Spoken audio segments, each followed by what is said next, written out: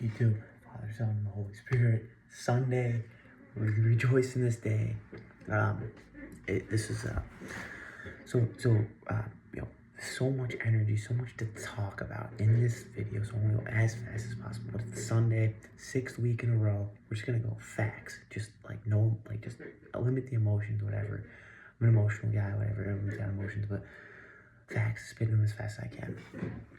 All right, so 6th week in a row, Sunday liturgy. This time around, we got there on time, like 5 minutes late, actually 10 minutes late. So we got there at 9:40, and the pews were like empty, not empty, but like they were half full. By the time like 10:30, it was like full. It's just a funny observation. But like next week, I'm just trying to get there like at 9:25, like 5 minutes earlier, maybe even earlier. And then my goal maybe is to chant in the altar and like learn Greek and all that stuff. But I want to talk about in this vlog, we got the Great Lent coming up. And so I think I'm just going to go full in. I'm going to try to do the strict fast, no meat.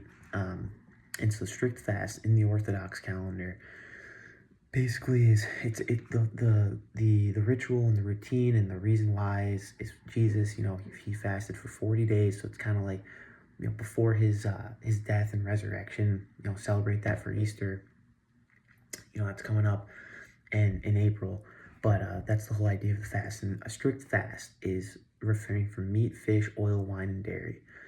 And I'm going to tackle this as much as I can, so it's doable. So I think the big thing is getting a solid plant protein. And it's we're going to try our best. We're going to definitely do no meat and no eggs and no dairy. Like, that's pretty obvious. But like the oil one, and no fish, oil, and then no wine as well. That's pretty straightforward. But like the oil one, there's a lot of ingredients with oil. If I read the nutrition, I'm just going to be an ingredient merchant. If I read the nutrition facts and it says oil, like sunflower oil, it's like the second or third, I'm just not going to try to eat it. If it's like the 6th or 7th one and I just go by it, and I just like it glimpses by it, whatever, I might have it. I'm not going to kill myself over it or ever get too upset, get too frustrated, but I'm going to go for, trying to really do this. But that being said, I'll say the plant protein is going to be like a huge thing, and I'm already doing like a lot of carrot and vegetable shakes, so that's really good.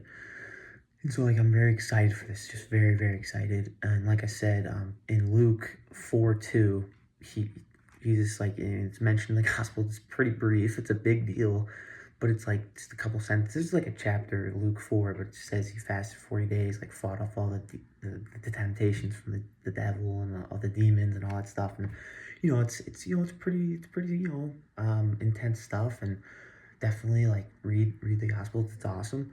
But he fasted for 40 days, ate nothing.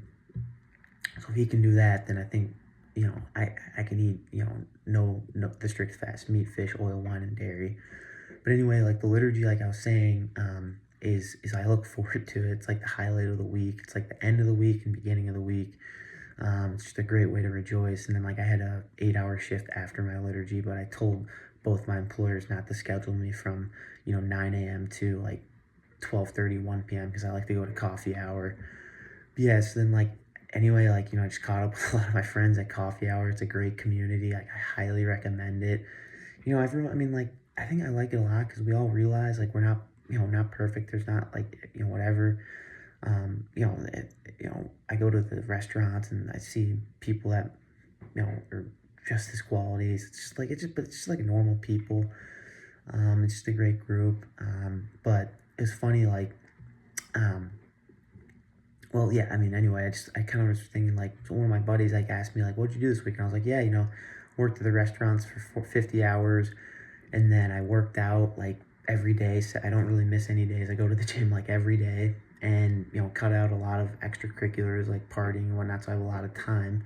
But then I was like, hey, it struck me, I was like, I probably could be doing more. Like, that's the exciting part. I could be doing more. And so that's where it comes with. I just got to refine it and continue in this positive feedback loop. Just like, productivity begets productivity. Good habits like beget more productivity and more production and whatnot. But so that's all really good stuff. And it struck me. It was like an interesting thing. So like I probably could be doing more, maybe doing more service. in the community, whatever it may be, or picking up, like, just trying to, like, do more, like, skills, or, whatever it may be, like, things in the community. Like, I gotta brainstorm and think about other things I could be doing. And there's a lot of things, like piano comes to mind, like, you know, spending a couple hours, like, more reading. And then, like, I'm doing a class as well, like, knocking out that class. So, I am pretty busy, but it's just funny observation. And then, another thing about these vlogs is, like, I want my viewers, and for me, like, especially, is like, I want this to be, like, really, really good return on investment. I want these videos, tuning in, it takes time and whatnot. I want to speak as fluently and fit as much in the time allotted. So, like, I want this to be quality instructional things that inspire you, make you think critically, ask questions, improve your life, and put it into practice. Like, make yourself better. Like, when you like, just fundamentally. I hope this really is, changing your life for the better. And that's what it's all about. Like, most of the things I watch, like, for the most part, I don't take notes on all of it, but I am, like, thinking about it and, like, just try to, like, make sure it's good. And then, be a student. Like, that's what Jim Rohn said. He's a great business philosopher and motivational speaker. And, like, he was always just saying, be a student. Like, write down, take notes. And, like, he was talking about, like, how he'd go to sermons and he would, like, take notes and, like, he would write it down and, like, remember it, whatnot. And even for these vlogs, this one especially, I wrote down things I wanted to talk about just to make them better. Like, I want to refine my YouTube channel. Like, because before I would just talk about stuff, and I still go off tangents a lot, and that's kind of part of it. But so yeah, I just want to keep this flowing here. And so then recently, right now, what I say for vlogs, like I said, and then aim for each vlog to have wisdom of the New Testament, or just wisdom in general. Like, weave that in there. It's really important because I read that every day. And then I'm an econ major. I want to weave in some more economical principles and, like, just practical things I learned from books or experiences that really worked well for me. And then open and honest and hold nothing back. So yeah, that's another, like, quality, just be integrity. And, like, I want to just, like, be as transparent as possible. I don't want to, like, hold any, like, good secrets I have. Like, I want to share them with you guys. And then yeah, there's a lot of good stories at the restaurants I could dive into, but we're already kind of creeping up on time. And then refining workouts, like I said in the earlier vlogs, but that's something really critical. My goal is to be an excellent, like, performing athlete. Maybe whatever, if I play, get paid a salary for playing. If I'm playing a pro league, maybe not. I just want to be the best I can be. It doesn't matter if I'm playing, wherever I'm playing, whether I'm just going to be a coach or wherever. I want to set the bar as high. I mean, maybe I do play in a pro league. I don't want to leave that off the table. But, I know it's a big deal and it's not going to be easy, but, like, the whole point is just to be as, like, best as I can be physically. And so that's a big thing. And so, like, we're finding the workouts, doing them to a T, studying the best, like I said, Ben Patrick, Tom Platz, like, look at, like, the NHL players, like, what are they doing for workouts off ice?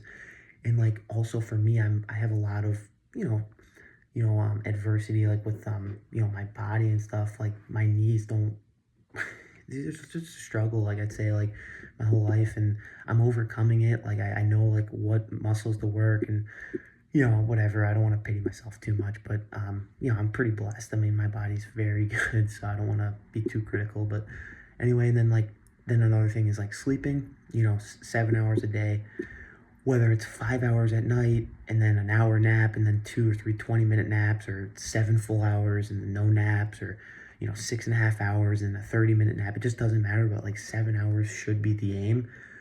I don't want to cut into my sleep. 7 hours is the sweet spot. There's a lot of science behind it. It works. You need sleep. You don't want to go too much or too little, but 7 hours is the sweet spot. So I'm really trying to work on that. And then there's a prayer, St. Basil. He said, enlighten the eyes of our understanding and raise up our minds from the heavy sleep of indolence. And that's in a prayer. And so, like, that basically, like, indolence means avoidance of activity, exertion / laziness. So that's, like, a really key thing. Like, praying to be, like, vigil and, like, productive and all these good qualities, and don't be lazy. And, that's, like, it's a work in progress. Like, that's one thing I want to work on. And then Proverbs chapter 6 talks about the same things, like, tire yourself out. Sleeping too much can lead to poverty and whatnot. So that's really good stuff. And then I said, the spinning flywheel. It's a business strategy. That's from Jim Rohn. Good to Great. kind of like the same thing I was saying earlier, like good habits produce good habits, which beget, more productivity, and it kind of builds on itself, and it becomes more effortless. And obviously still want to put in a lot of effort, but it's just like the thing, like if you improve a skill, like you can get better at it faster. It's like, there's like a cumulative effect. So that's really cool. And then, yeah, I mean, that's pretty much it. We're wrapping up the video, and I think 15 minutes is like the longest it can go before I can like post. So I have a little room. This is going to be like a 14 minute video. But yeah, I mean, that's basically it. And like the prayer booklet, there's more I want to talk about here, but I gotta wrap this up. But like basically praying the Psalms is one of the biggest things I learned here. Praying the Psalms, I'm going to make another video about the details of it tomorrow, but basically just reciting the Psalms every day, that's like the key. I found really working well for me. And just like those repetitions, and like, yeah, I don't know, it's just, there's so many good things. And basically what it says here is, this chapter, I'll reiterate this tomorrow, but the Lord's Prayer distills and concentrates everything in the Psalms. Conversely, the Psalms expand and elaborate and apply every phrase in the Lord's Prayer. So yeah, I mean, that's basically what it is. It's the Lord's Prayer in detail. That's what the Psalms is. So like, do that morning and night. That's a huge thing. And I've really gotten a lot of wisdom out of Psalms recently. Like, so much. It's tremendous. Yeah, so just sticking with that, whether it's, just a discipline, like just be motivated by this, or just not even motivation, just make it a routine, a habit, whether you want to or not. It's just like, you got to do it, get it done. And most of the time I look forward to it. It's enjoyable, but that's just a huge thing, morning and night, getting that routine. And then, yeah, I'd say, I'll just end with this last one. Psalm 34:19. Many are the afflictions of the righteous, but the Lord delivers him of them all. So yeah, I mean, like I took notes on like this. I read about, yeah, I'll go into more details, but like probably like averaging about 5 Psalms a night. It takes only like 5 to 10 minutes to read. In 10 minutes, you could probably crush like 6 or 7 Psalms. They're pretty short.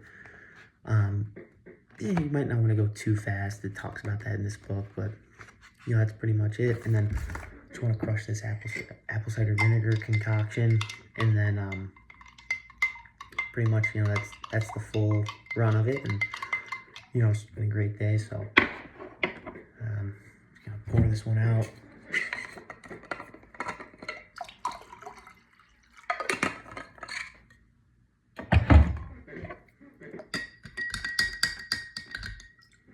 Guzzle this down. Cheers.